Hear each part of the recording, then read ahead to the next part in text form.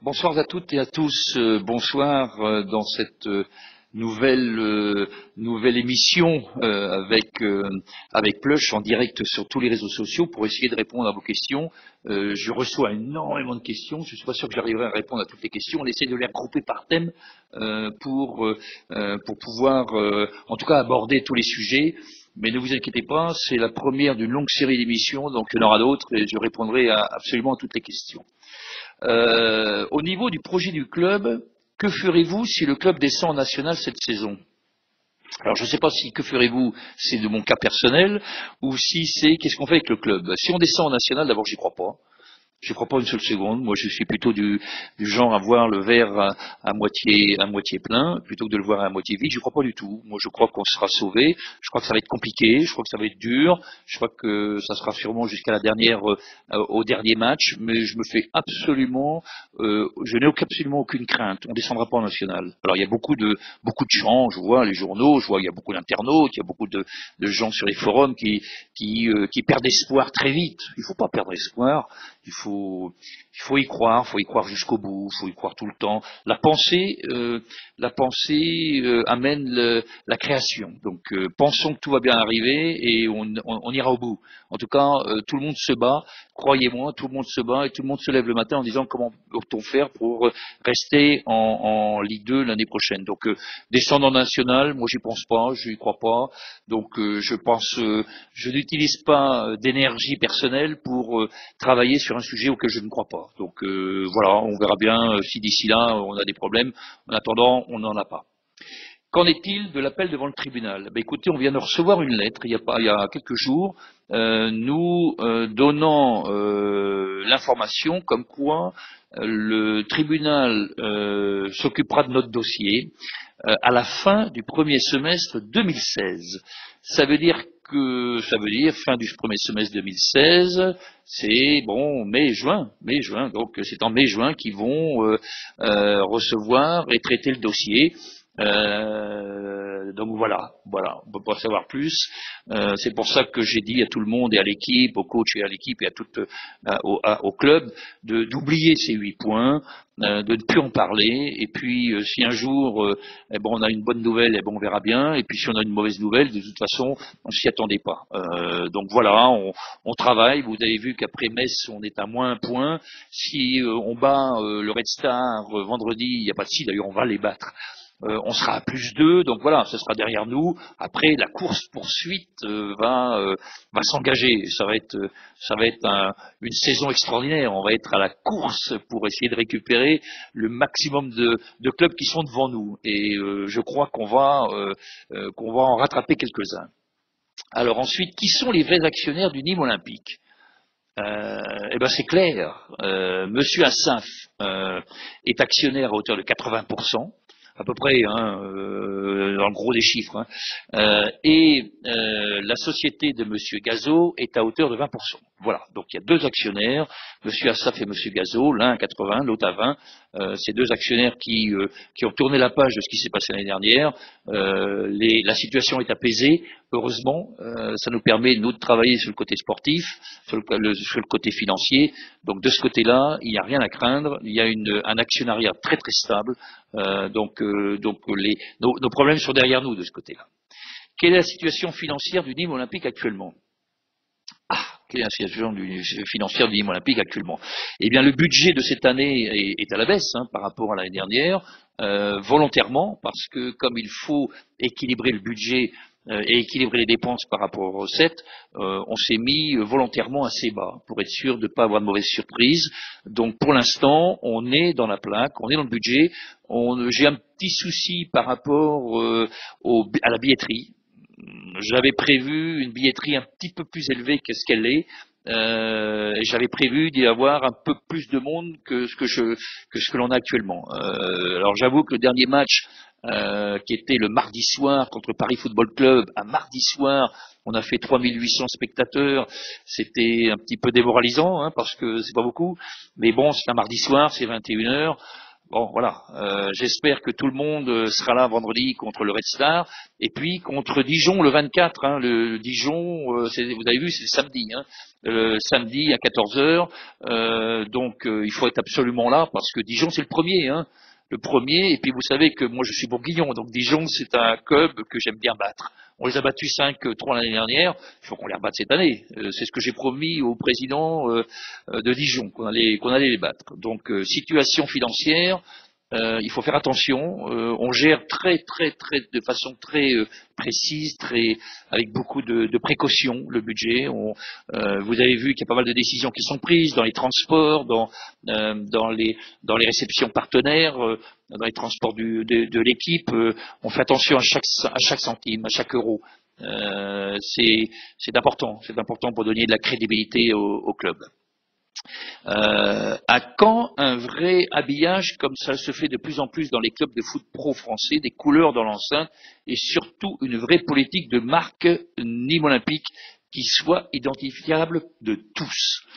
Écoutez, je crois qu'on est tous d'accord pour dire que le stade n'est pas ce qu'il y a de mieux comme enceinte pour attirer du monde. Alors je sais que tout le monde sait que le stade n'est pas la propriété du club, que le stade est la propriété de la municipalité. Le club loue le stade pendant les matchs.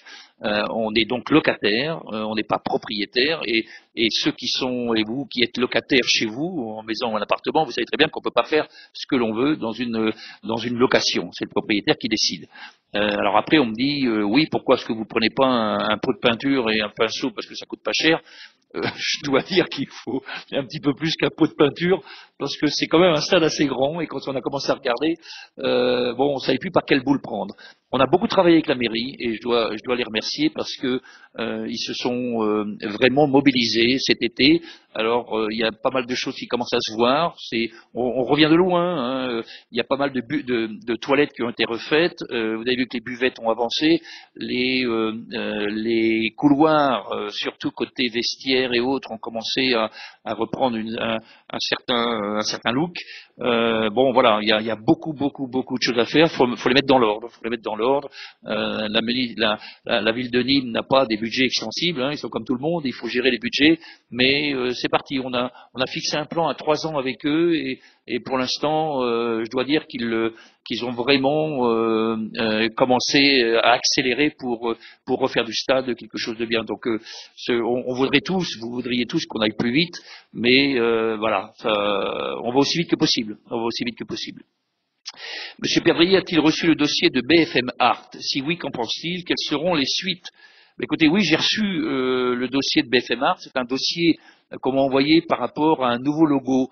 Bon, j'en ai reçu, je reçois beaucoup de dossiers, hein, et je tiens à remercier tous les gens qui sont intéressés par le club, hein, qui m'envoient des tas de propositions, des tas de noms, des tas de propositions, même de logos, de maillots, d'activités.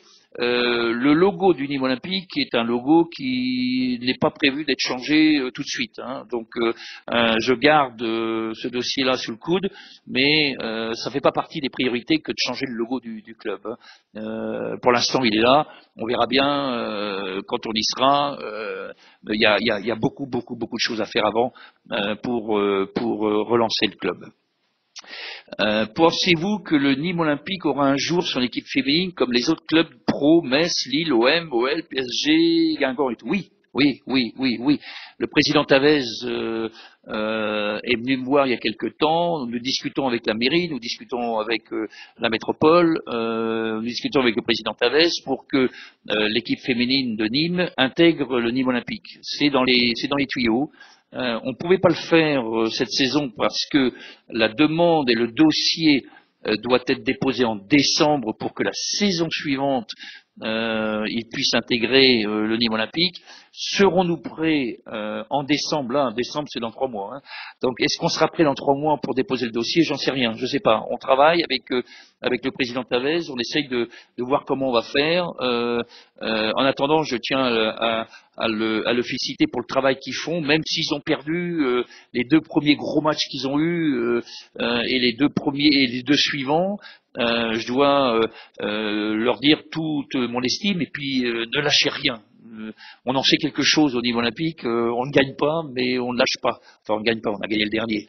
Donc ne perdez pas espoir, je suis sûr que l'équipe du Nîmes Olympique restera en Ligue 1. Donc un jour ou l'autre, ils intégreront le Nîmes Olympique. Un sponsor maillot, alors il y a beaucoup de questions sur le maillot. Un sponsor maillot est-il prévu ou pas? Oui. Et alors c'est très drôle hein, parce qu'il y a énormément d'internautes qui disent il nous faut un sponsor et pratiquement la moitié qui disent non le maillot il nous plaît bien comme ça, il est super, il est beau, on veut rien dessus. Bon, moi aussi je le trouve beau. Hein. Je le trouve beau, c'est moi qui ai poussé pour qu'on ait un maillot comme ça, avec un joli col, parce que je pensais que Cantona avait donné une image extraordinaire à Manchester United avec son maillot, avec son col relevé. Donc moi ça m'avait marqué. Donc voilà, donc le maillot est beau, c'est vrai, il est beau. Mais d'un autre côté, il va nous falloir un petit peu d'argent. Donc on est en train de travailler pour avoir un sponsor principal. On a plusieurs pistes. Hein, on a plusieurs pistes. Vous avez vu dans les journaux qu'on parle de Watibé. Bon, Watibé est un des sponsors qui nous a approchés, avec qui on discute. Bon, c'est pas le seul avec qui on discute. On est en train d'avancer. Je ne sais pas quelle piste va se conclure. Peut-être pas du tout d'ailleurs. On verra bien. Je ne suis pas. Bon, même si on a besoin d'argent, on fera pas n'importe quoi. Hein, on fera pas n'importe quoi. Donc, on va voir. Watibé, oui, mais c'est pas le seul. Donc, en attendant, il y a pas de sponsor maillot et les photos vont être prises de l'équipe bientôt. Et je pense que ça sera sans sponsor principal. Bon, en tout cas, il y a la moitié des internautes et la moitié des fans du Nîmes Olympique sont pour un maillot dépouillé. Ben, comme ça, vous êtes contents. Vous n'avez pas de sponsor. Alors, les peintures du stade, on en a parlé. Le stade qui se décompose, oui, enfin pas trop. Pourquoi ne pas envisager, oui, c'est une bonne question ça. Pourquoi ne pas envisager des attractions autour du stade tous les jours de match? À l'arrivée comme à la sortie, on se croirait dans une ville fantôme. Bon, moi qui travaille à Disney, je peux vous dire qu'une ville fantôme, ça me fait pas penser du tout au Nîmes Olympique, hein. Ni même à Nîmes. Non, bah écoutez, oui, on essaye. Vous savez, moi j'ai passé 12 ans dans une société de spectacle, donc c'est sûr que l'on va essayer d'organiser autour du stade, avant et après les matchs, des animations. Bon, là aussi, ça fait partie de tous les dossiers qu'on a à traiter. Il y a que 24 heures dans une journée, il y a que 7 jours sur 7, et on a tellement de trucs à faire que ça, c'est pas une priorité. Ceci étant, il faut savoir aussi que l'esplanade devant le stade ne dépend pas de nous, hein, ça dépend de la mairie, donc on peut pas faire n'importe quoi non plus. Ceci étant, je vous annonce que pour Halloween, vous savez qu'Halloween c'est le 31 octobre, donc le match qui suivra Halloween, je crois que c'est le 6 novembre, je ne me rappelle plus, contre Sochaux, il me semble que c'est Sochaux, je ne sais plus. En tout cas, le match qui suit Halloween, nous allons faire une animation Halloween, à savoir qu'il va y avoir tous les gens qui viendront déguisés auront le droit à une place gratuite, et tous les enfants qui seront déguisés auront le droit à un petit cadeau, et puis on va essayer de monter un stand de maquillage pour enfants sur l'esplanade pour que tout le monde puisse être déguisé. Donc venez vous faire peur à Halloween pour le match contre, je crois, le Sochaux le 6 novembre. Donc voilà, on essaye d'animer un petit peu pour être un peu plus attractif. Bon, c'est le début. Il faut bien démarrer par quelque chose. On en profite pour Halloween et on va essayer de sauter sur toutes les occasions qui se présentent. On m'a parlé d'une place. Est-ce que vous allez relancer l'activité ou l'offre d'une place achetée, une place offerte? Je ne sais pas. Je ne sais pas. Vous savez que je me suis battu depuis que je suis arrivé comme président à réduire les places gratuites. 35% des places et des spectateurs au stade ne payaient pas. Je trouve ça anormal. Alors après on me dira oui mais le stade est vide, il y a de la place libre. Mais c'est pas parce qu'il y a des places libres qu'il faut les donner gratuitement.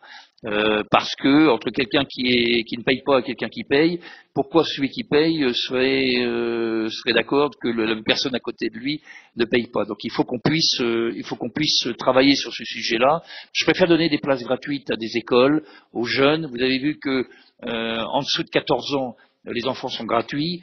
On travaille pour qu'on puisse inviter des écoles à venir, des personnes et des associations avec les handicapés. Donc on préfère donner ce genre de place plutôt que de donner à des gens qui pourraient payer, parce qu'avant tout on a besoin de gens qui payent leur place.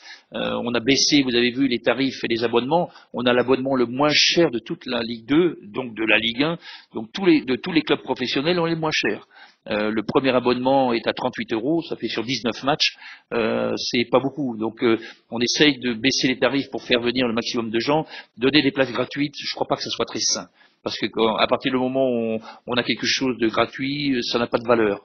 Donc bon voilà, c'est une politique que j'ai mise en place. Est-elle bonne, n'est-elle pas bonne? On verra à la fin de la saison. On m'en parle aussi d'organigramme du club. Qu'en est-il du poste de directeur sportif, de responsable du recrutement, des responsables de la communication?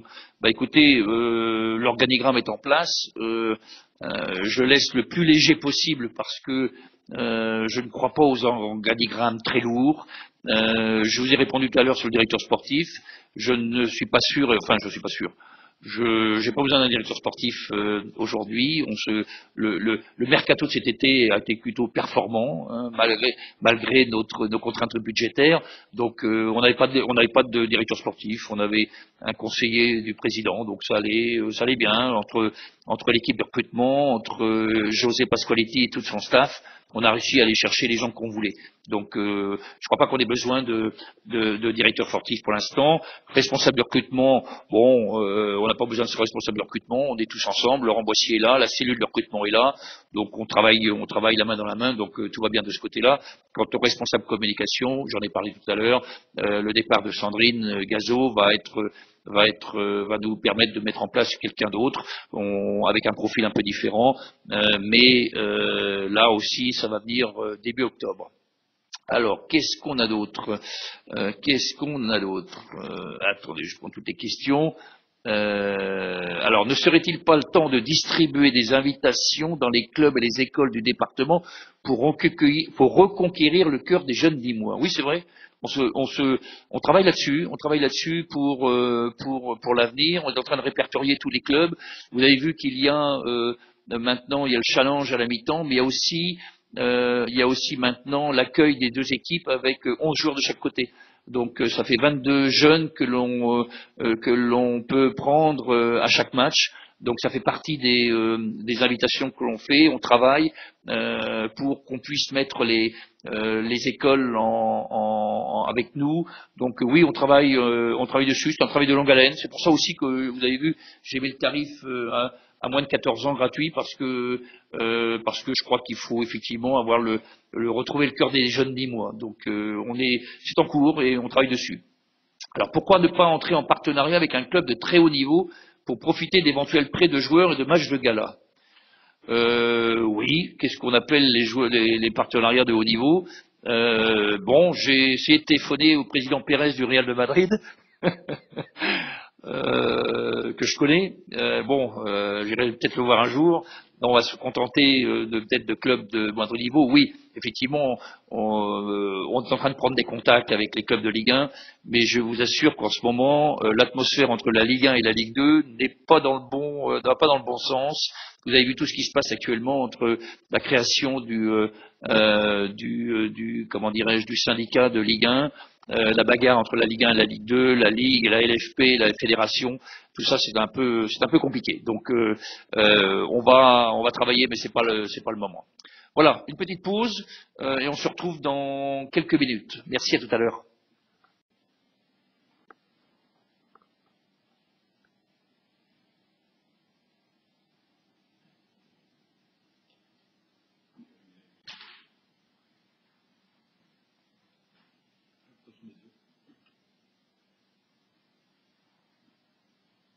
Ça fait un peu. Ah. Bien, bonsoir à toutes et bonsoir à tous. Merci d'être en direct, puisque c'est la première fois que le club se propose de faire une soirée comme celle-ci avec Plush et en direct sur tous les réseaux sociaux. J'ai reçu et on a reçu énormément de questions. On a essayé de les regrouper par thème, parce qu'il y a quand même pas mal de choses à discuter ce soir. Mais n'hésitez pas, toutes les questions atterrissent ici au stade et on essaiera de répondre à toutes ces questions. Alors, le premier sujet que j'ai retenu, c'est le sujet de la boutique, qui inquiète pas mal de monde. Il y a une question qui me dit pourquoi avoir fermé la boutique en centre-ville et quelles sont les vraies raisons. Ben, les vraies raisons de la boutique, c'est que c'est une boutique qui perdait de l'argent, tout simplement, entre le chiffre d'affaires et puis les dépenses, le loyer, les salaires et autres frais, on perdait de l'argent. Donc, j'ai décidé de la fermer. On verra bien un jour si on en rouvre une autre, mais pour l'instant, vu les finances du club, il était important de réduire les pertes. Donc, on a fermé la boutique. C'est une question de priorité. On avait autre chose à faire que de s'occuper de relancer la boutique. Ça ne veut pas dire qu'on n'en mettra pas une dans quelques temps, mais pour l'instant, elle est fermée. La boutique du centre-ville a récemment fermé. Le maillot domicile est clairement une réussite. Merci. Comment se fait-il qu'il y ait si peu de stock alors que la demande est plutôt importante? Alors, je vais vous expliquer ce qui s'est passé. Quand on a commandé les maillots, c'était début juillet, puisque on ne pouvait pas les commander avant et on attendait d'avoir un sponsor et tous les sponsors en place. Ça a traîné. On a donc commandé les maillots le plus tard possible, juste à temps pour les joueurs, mais on n'a pas pu passer la commande de la boutique, donc on a été sur les premiers matchs obligé de prendre des maillots du stock des joueurs. Donc voilà pourquoi on a eu certains maillots, pas toutes les couleurs et surtout pas toutes les tailles, puisque quand on commande pour les joueurs, on ne commande pas sur toutes les tailles. Mais maintenant le problème est réglé, il y a à la boutique suffisamment de maillots pour répondre à toutes les demandes, de toutes les couleurs et de toutes les tailles. Donc n'hésitez pas. Et d'ailleurs, le match dernier contre le Paris Football Club, il y a eu beaucoup de ventes de maillots. N'hésitez pas, ils sont là, ils sont à la boutique au stade. Ensuite, il y a toute une série de questions sur le site internet, le fameux site internet. Un nouveau site à jour et au design épuré devait arriver dans les mois à venir. Rani Assaf a indiqué qu'il s'en occupait personnellement. Qu'en est-il actuellement de son avancement? Une date? Alors oui, une date sûrement, ça va être début octobre. Je dois dire que beaucoup de gens étaient frustrés, moi le premier, parce que ce fameux site était quand même pas très à jour et pas très performant. Mais c'est une question de priorité, c'est une question d'énergie. On a tellement eu de choses à faire depuis le mois de juillet, avec la relance du mercato, avec la nouvelle saison, que c'est vrai qu'on n'a pas mis la priorité sur le site. Bon, maintenant ça y est, on devrait pouvoir maintenant avoir notre nouveau site de début octobre. Vous verrez, il sera pas mal. Alors, vous m'enverrez des messages pour savoir, s'il vous plaît, on va essayer d'être beaucoup plus dynamique que dans le passé. Donc, début octobre, je pense que ça va être mis en place. Question qu'on m'a posée, la personne qui remplacera Madame Gazo sera-t-elle un webmaster, un web designer? Sinon, peut-on postuler à ce poste? Écoutez, Madame Gazo a décidé de quitter le club. On était à la recherche de quelqu'un pour prendre en main la communication. C'est un poste un peu particulier, puisque il y a bien entendu toute l'activité du web, toute l'activité des réseaux sociaux, qui est terriblement important. Mais il y a aussi toute la partie media manager, à savoir les relations avec la télévision pendant les matchs, les relations avec la LFP. Donc c'est une part indispensable dans le profil du candidat. Donc on est en train de chercher et on a trouvé quelques candidats, et sur les quelques candidats que nous avons interviewés, on devrait pouvoir annoncer assez rapidement la personne qui a été choisie pour ce poste-là. Mais ce sera une personne qui sera en contact avec le web et qui s'occupera de faire vivre le site, le nouveau site qu'on va mettre en place. Ensuite, il y a énormément de questions sur le plan sportif. Panayotis, pourquoi ne pas l'avoir pris? Le fameux Pana, c'est pas qu'on voulait pas le prendre. Rappelez-vous, il était en prêt la saison dernière au niveau d'Olympiakos. Olympiakos l'a repris. Ils voulaient le garder, ils voulaient le mettre en Ligue 1, en première équipe. Et puis ensuite, ils nous ont dit, bah écoutez, on n'est pas intéressé à le prêter, on préfère le vendre. Nous, bien entendu, on peut pas acheter un joueur, on peut acheter personne d'ailleurs en ce moment. Donc, on a dit, bah non, on va pas l'acheter. Et au dernier moment, Pana a décidé de quitter le club d'être libre de son club. Donc il nous a appelés, on reste en contact, mais bien entendu entre le salaire qu'on pouvait payer à Olympiakos en tant que prêt et le salaire que demandait Pana, puisque maintenant il est libre, il dépasse complètement notre budget qui, vous savez, est encadré par la DNCG. Donc on ne pouvait pas le prendre. Ça ne veut pas dire qu'un jour il ne reviendra pas. Je crois qu'on l'apprécie beaucoup. Il est apprécié des supporters. Il aimerait revenir, mais il faut qu'on trouve un terrain d'entente au niveau du budget. Donc bon, affaire à suivre. Peut-être pas cette saison, mais peut-être la saison prochaine. Qui sait? Vous savez, le monde du football change rapidement. Alors ensuite, pourquoi ne pas avoir prêté nos joueurs comme Ripard, Bobichon, Coco, Renaud ou Després? Eh ben écoutez, c'est très simple. Les jeunes qui sortent du centre de formation, certains sont signés pour 2-3 ans, d'autres sont signés pour 1 an. Quand on a un contrat d'1 an, on ne peut pas prêter les joueurs. C'est pas possible. La Ligue nous l'interdit. Donc tous les joueurs du centre de formation qui ont été signés pour 1 an ne peuvent pas être prêtés. Donc c'est la raison pourquoi ils sont toujours dans l'équipe et qu'ils sont toujours soit en première équipe avec José, soit avec Yannick Dumas en réserve en CFA2. À ce sujet-là, 29 joueurs en effectif professionnel, ça fait beaucoup. Qu'en pensez-vous? Oui, c'est vrai. C'est vrai, ça fait beaucoup. Ne fallait-il pas mieux en avoir moins et de meilleure qualité? C'est pas facile. C'est pas facile à faire un mercato. Moi, c'est mon premier mercato. On a travaillé avec des contraintes énormes. D'abord, on n'a pas pu commencer à travailler avant le 1er juillet. On ne pouvait pas. Deuxièmement, on avait des contraintes financières. Rappelez-vous un petit peu, on ne savait pas si on allait être en Ligue 2 ou on ne savait pas si on allait être en National à l'époque. Donc là, maintenant, on a effectivement un groupe de joueurs un peu élevé, 28-29. Moi, j'avais donné comme objectif pas plus de 24 ou 25. Et puis rappelez-vous, à la dernière minute, c'est-à-dire le dernier jour, on nous a proposé 3 candidats, on nous a proposé 3 joueurs. C'est Adil Hermache, Steve Mounier et Jérôme Guilloata. Et je me suis dit, qu'est-ce que je fais? Bien sûr, ils vont dépasser le nombre qu'on s'était fixé. Est-ce qu'on les prend ou on les prend pas? J'ai bien entendu vu tout ça avec le coach et on a dit bon bah c'est pas grave, on va les prendre, même si on va être en sureffectif, je dirais. On va les prendre parce qu'on en a besoin et il s'avère que ces 3 recrues de dernière minute font un bien fou à l'équipe et ça fait partie du grand succès qu'on a eu à Metz vendredi et je tiens à remercier toute l'équipe et j'espère que vous avez tous été ravis de notre victoire à Metz parce que enfin notre première victoire est là. Donc voilà pourquoi on s'est retrouvé avec 28-29, mais l'objectif c'est d'être à 24, 25, pas plus, à savoir 18, 19 joueurs professionnels confirmés, et puis 4 ou 5 jeunes qui sortent du centre de formation. Donc 24, 25, mais oui c'est vrai, 28, 29 c'est un petit peu lourd, mais bon, on fait pas toujours ce qu'on veut. Qu'en est-il de monsieur Atamanuk?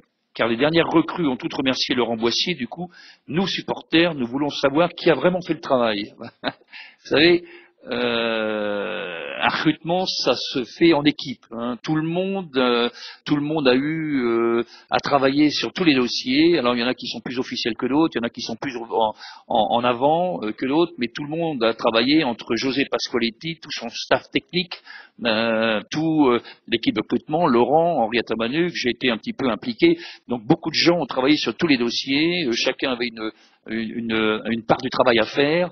Henri a beaucoup négocié avec les comment dirais-je, les agents. Donc même s'il n'était pas sur le devant de la scène, il a beaucoup travaillé. Alors à ce sujet-là, on m'a posé la question plusieurs fois, qu'en est-il? Pourquoi est-ce que vous n'avez pas pris de directeur sportif? Écoutez, c'est bien simple. Je ne crois pas que dans l'état actuel des choses, j'ai besoin d'un directeur sportif. Un directeur sportif travaille au recrutement, travaille pendant la période de mercato, En dehors du mercato, il y a moins de travail. Donc avoir quelqu'un en permanence, je suis pas sûr que ça soit la meilleure des choses pour le club en ce moment. Peut-être que dans 2, 3, 4 ans, peut-être que quand on sera en Ligue 1, on aura un directeur sportif, je ne sais pas. En attendant, je trouve que l'équipe a très très bien fonctionné. On a réussi à monter, vous avez vu, une équipe avec des jeunes, une équipe avec des gens confirmés. Et le fond de jeu est là. José a participé bien entendu, puisque c'est lui qui a donné le feu vert sur tous les joueurs. On a réussi à monter une bonne équipe. Donc non, il n'est pas prévu d'avoir un directeur sportif dans l'avenir. On m'a posé aussi pas mal de questions sur la prolongation de l'entraîneur. Bah, écoutez, José Pasqualetti, c'est pas parce qu'on a eu un succès à Metz, c'est pas parce qu'on a eu un succès à Metz, mais José est l'entraîneur du Nîmes Olympique, il a toute ma confiance, il fait un remarquable travail avec son équipe. Bien entendu que si on pouvait avoir marqué plus de buts et si on pouvait avoir plus de victoires, on s'en porterait mieux. Il en est profondément désolé, comme tout le monde. On a, je pense, trouvé la clé, il a trouvé la clé avec l'équipe pour enfin gagner une victoire. J'espère que contre le Red Star vendredi, eh ben, il en sera de même. Je compte sur tous les supporters et tous les spectateurs et tous les 10 mois pour venir au stade vendredi soir. On a besoin de vous. Il faut absolument qu'on enclenche sur une nouvelle victoire pour au moins commencer une série. Donc José Pasqualetti, il est très bien à sa place, il fait du bon travail et il a toute notre confiance à ce sujet-là. Ensuite, alors là, il y a une très très longue série de questions sur le club, sur le projet du club, sur Monsieur Assaf. Il y a même quelqu'un qui m'a demandé à quand la montée. Est-ce que c'est dans 20 ans? Il y a eu beaucoup de promesses et beaucoup de mensonges. Bon, moi j'ai pas fait de promesses, donc si j'ai pas fait de promesses, j'ai pas pu mentir. La montée, ben ça sera quand on sera prêt. Je ne sais pas. Le plus tôt sera le mieux, mais je ne peux pas dire quand on sera prêt. Ça va dépendre de l'équipe, ça va dépendre du stade, ça va dépendre des partenaires, ça va dépendre des collectivités locales. Quand on sentira qu'il y a un engouement, on sera prêt pour monter. Je ne crois pas qu'en Ligue 1, avec 3 ou 4 000 spectateurs ou 5 000 spectateurs, ce qu'on a aujourd'hui au stade, on soit prêt pour la Ligue 1. Le jour où on sentira qu'il y a une ferveur, qu'il y a 8-10 000 spectateurs au stade, peut-être que là, ça voudra dire que tous les éléments y sont. Alors c'est un petit peu comme l'œuf et la poule. Hein. Est-ce que c'est les spectateurs qui doivent venir ou c'est les résultats d'abord? Moi, quand je vois que Lens tourne en Ligue 2 et qu'ils sont en bas de tableau, ils tournent en Ligue 2 entre 25 et 30 000. Quand je vois que Metz tourne entre 10 et 14, quand je vois que Nancy tourne entre 12 et 14, je me dis que bon, on a du chemin à faire. On a du chemin à faire. Les gens, les spectateurs ne viennent pas au stade.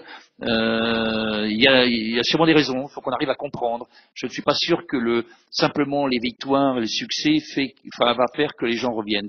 On est en train de travailler sur les prix, travailler sur les produits. Donc, on va voir ce qui va se passer. Mais je compte sur tout le monde pour venir au stade vendredi soir. Le projet d'achat du Mas de la Bastide pour agrandir le centre d'information est-il toujours d'actualité? Oui, il est toujours d'actualité parce que c'est quelque chose qu'on avait enclenché la saison dernière pour pouvoir basculer bien entendu les bureaux du siège social au Mas de la Bastide pour ensuite faire les travaux pour transférer tous les équipements et tout le secteur des professionnels dans le nouveau Mas et puis de façon à pouvoir donner aux jeunes du centre de formation tous les équipements des pros. Donc oui, c'est toujours d'actualité. C'est un petit peu en arrière parce qu'on a quand même eu énormément de dossiers à traiter depuis le mois de juillet, mais c'est toujours dans les tuyaux. Donc on va réenclencher ça d'ici quelques temps pour pouvoir au plus vite basculer au Mas de la Bastide. Monsieur Perdrier, quel avenir pour le Nîmes Olympique car ce club va à la mort. Il va à la mort. Bah, écoutez, moi je suis pas persuadé qu'il va à la mort. Je suis même pas d'accord du tout. Va à la mort, ça beaucoup, c'est beaucoup, c'est beaucoup. Le Nîmes Olympique a eu une histoire très mouvementée. Hein. Il est descendu en national, monté en Ligue 2, en Ligue 1, il est redescendu. Donc bon, voilà, ça fait partie de l'histoire du club.